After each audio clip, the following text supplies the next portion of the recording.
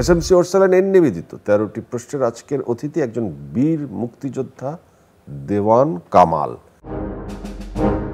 আপনি বাংলাদেশের একজন বীর মুক্তিযোদ্ধা, শুধু তাই না, আপনি আমাদের বঙ্গবন্ধুর পুত্র শেখ কামাল এবং শেখ জামালের সাথে খুবই ওতপ্রোতভাবে জড়িত ছিলেন এবং আপনার কাছে আমরা অনেক ইতিহাস জানতে পারবো আপনার অভিজ্ঞতা এবং আপনার জ্ঞান থেকে। আমি আসলে আপনাকে প্রশ্ন করব না, আমি আপনাকে শুধু নাম্বার বলবো। আপনি 1 নম্বরে আপনার সম্পর্কে যা খুশি তা বলবেন। 2 বললে প্রসঙ্গ চেঞ্জ করে আবার আপনি অন্য প্রসঙ্গে কিছু বলবেন।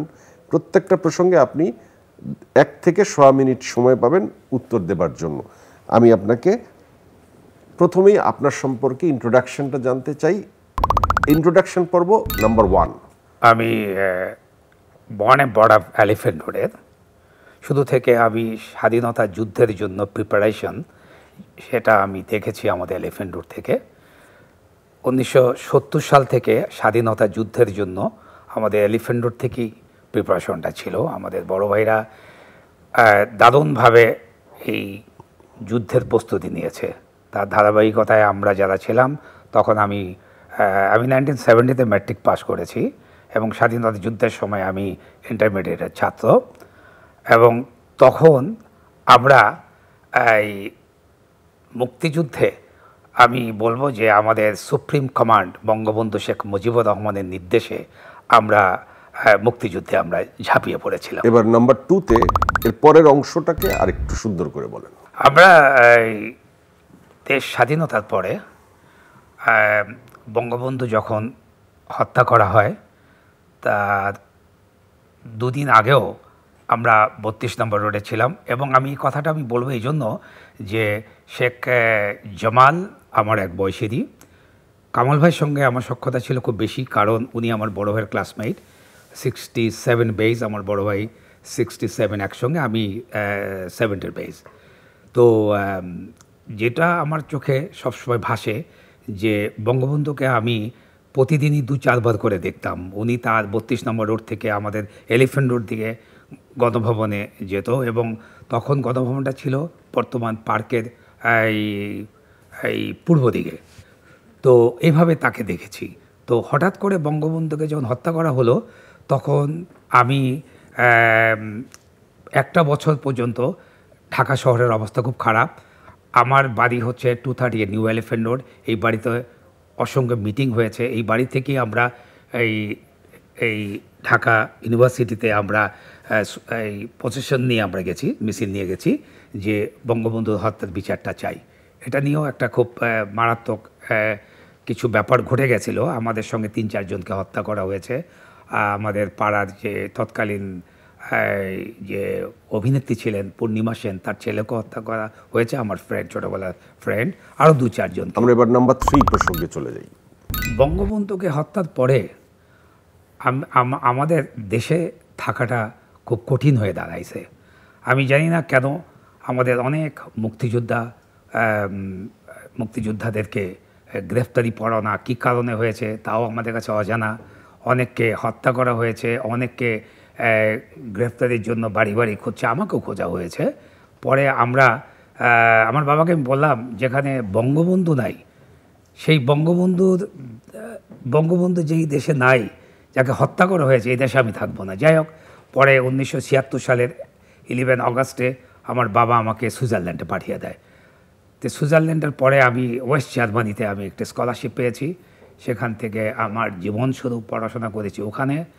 তারপরে আমি এই জার্মান গভর্নমেন্টের আমি এই মিনিস্ট্রি অফ হোমে পলিটিক্যাল অ্যান্ড সেটেলমেন্ট ডিপার্টমেন্টে বহু বছর আমি চাকরি করেছি। যখন দেশ থেকে আপনি চলে গেলেন তখন আপনি বলছিলেন যে অনেকেরই চলে যেতে হয়েছে। তো অনেকেরই তো দেশে থাকা হয়েছে, দেশে তো অনেক মুক্তিযোদ্ধা। তো এই আপনাদের কয়েকজন মুক্তিযোদ্ধার চলে যাওয়ার কারণটা কি ছিল, বা আপনাদের কি সমস্যাটা হয়েছিল, কি কারণ, আপনাদের স্পেশাল দাবিটা কি ছিল যে কারণে আপনারা এতটা হাইলাইটেড হয়েছেন, আপনাদের দেশ ছাড়তে হলো? দেখুন, আমরা ছিলাম ঢাকা শহরের। যুদ্ধ চলাকালীন অবস্থায় আমাদেরকে বিচ্ছু বাহিনী বলতো, বিচ্ছু। আমরা অপারেশন হিট অ্যান্ড রানের সদস্য ছিলাম, গেরিলা তৎপরতা আমরা করতাম। আমি 2-3টা অপারেশনের সঙ্গে আমি সম্পৃক্ত, আমি আহতও হয়েছি। আমাদের যে দোষটা ছিল সেটা হলো বঙ্গবন্ধুকে হত্যাটা আমরা মেনে নিতে পারিনি। অনেক মুক্তিযোদ্ধারা কিভাবে কি করেছে আমরা জানি না। ঢাকা শহরে যারা, তারা যেমন আমাদের সঙ্গে অনেক মুক্তিযোদ্ধা ছিল, হেমায়েতুল্লাহ আদঙ্গ ছিল, তারপরে আমাদের সঙ্গে জনাল ছিল, আমাদের সঙ্গে বিচ্ছু জালাল ছিল। আমরা প্রতিবাদ করেছি দারুণভাবে যে বঙ্গবন্ধুকে হত্যা করেছে, এটা আমরা মেনে নেব না। তারপরে তারা আমাদেরকে টার্গেট করলো যারা সাহসী মুক্তিযোদ্ধা ছিল, আমি তার মধ্যে একজন। বা তার মানে আপনাদের ভিতরেও সাহসী এবং একটু 15ই আগস্টের পর চুপ মেরে যাওয়া দুই গ্রুপ ছিল, আপনি সাহসীর দল। সঠিক।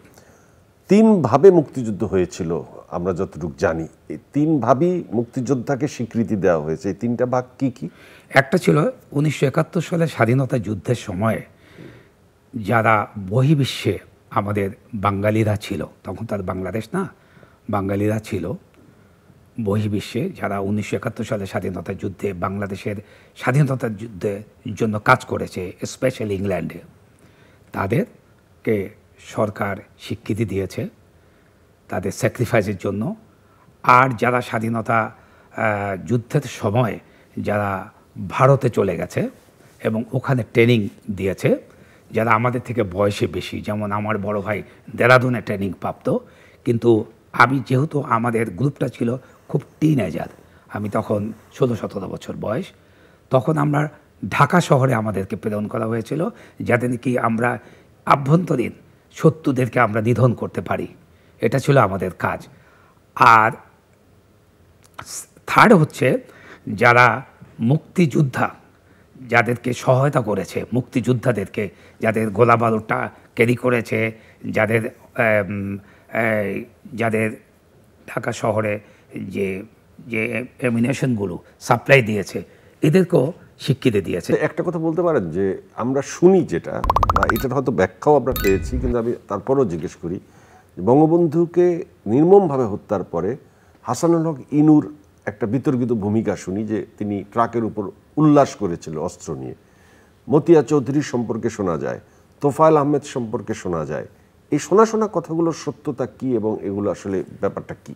দেখুন, যেদিন বঙ্গবন্ধুকে হত্যা করা হয় 15ই আগস্ট, 14ই আগস্ট পর্যন্ত আমরা সূর্যসেন হলে ছিলাম আমাদের বন্ধুদেরকে নিয়ে।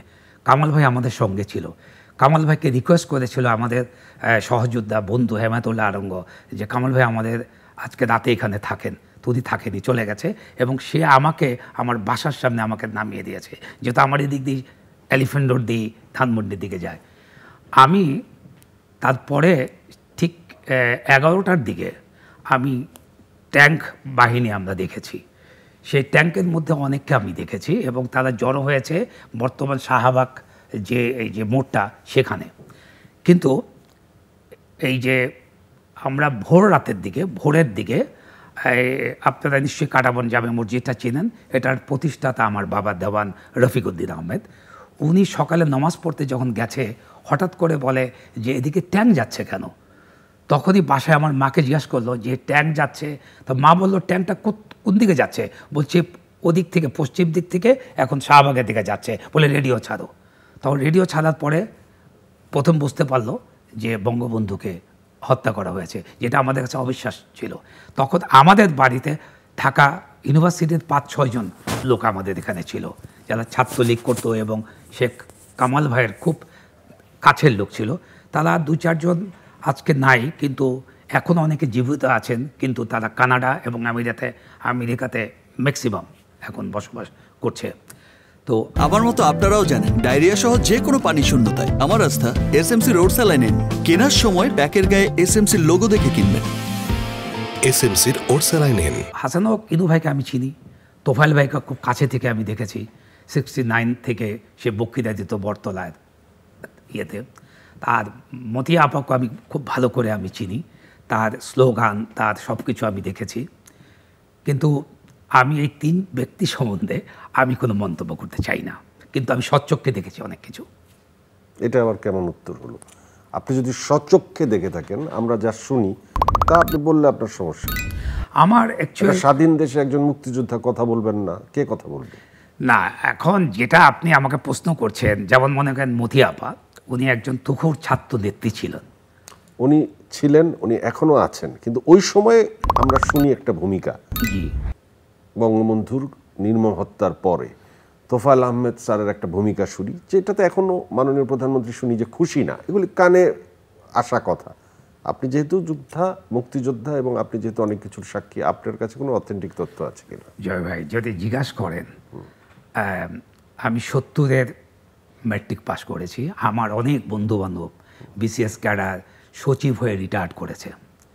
আমার অনেক কাছের লোক মন্ত্রী, এবং এর মধ্যে কয়েকজন মন্ত্রী আছে যারা আমাদের মাননীয় প্রধানমন্ত্রী শেখ হাসিনার অনেক কাছের হয়ে গিয়েছিল, এখনও আছে।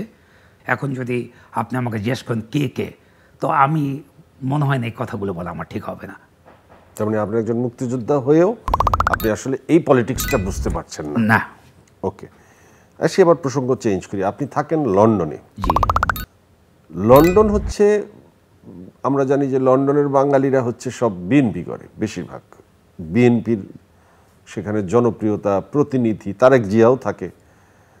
লন্ডনে এত বিএনপি কিভাবে আসলো, বা আওয়ামী লীগ কেন বিএনপির সাথে লন্ডনে পারে না? যুক্তরাজ্য আওয়ামী লীগ স্ট্রং না যুক্তরাজ্য বিএনপি স্ট্রং? BNP strong. এটার ব্যাখ্যাটা কি, কারণটা কি?